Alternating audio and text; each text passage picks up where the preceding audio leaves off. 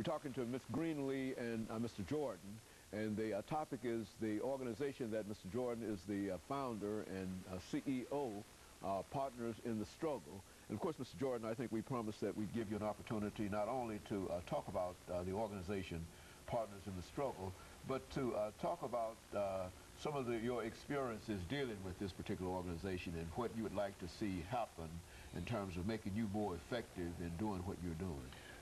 Well, first of all, as far as making the organization effective, I think the families whose loved ones have been murdered, they must come out and be active. They must be proactive, they must be vigilant, and they must be steady in keeping the memory alive of their loved ones who've been murdered. And the reason why I say that is you have a lot of families who right now who've been affected by murder within the last 2 weeks. Okay. Denise Brown, Mr. Ping at Tennessee State University, his family, and Natalie Madison, who was murdered in living apartments.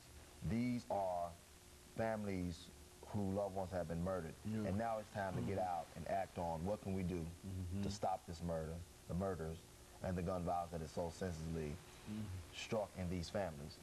I think one of the most serious situations that hit me was, when Denise Brown was murdered. 15 years old, was in the prime of her life, and her life was snuffed out. The young man who committed this act, was a young African-American male. And you have two sides of the family who are going to be devastated by the murder, the perpetrator, and the family, which is Denise, who is no longer here. We must unite together and to stop this thing. And it's going to take all of us. It's going to take all of us. And of course, Ms. Greenlee, you came out and then became a part of the organization Partners in the Struggle as a result of Mr. Jordan. Why don't you talk about how you became involved in this organization? Well, early on I was saying, I've kind of noticed early on in the early 70s all the violence was going on. It wasn't as serious as it is in the early 2000s. But recently, it had been becoming so potent with me, these killings. And every morning I had, back in the early 2001, I really started noticing how the killings were just getting rapid, and it was my young black kids. All of them out there are really my kids.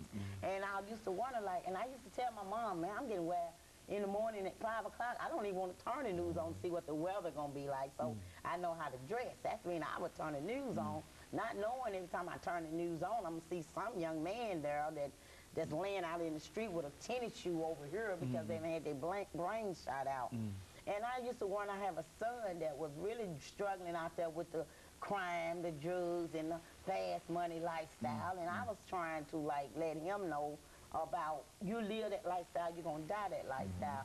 Never knowing that one day I turn the TV on and see would it be my son. But fortunately, December 8th, 2003, I didn't get to turn the TV on that morning at 5 o'clock like I always do. I was awakened out of my sleep from a phone call from my uncle telling me that the son that I didn't want to see on the news was rushed to Vanderbilt Hospital with a gunshot wound to his head, well, to his neck. And that right there itself, it was 2 o'clock, so I had 3 more hours to turn the 5 o'clock news on, and that would have been my devastating moment of my time to click that remote.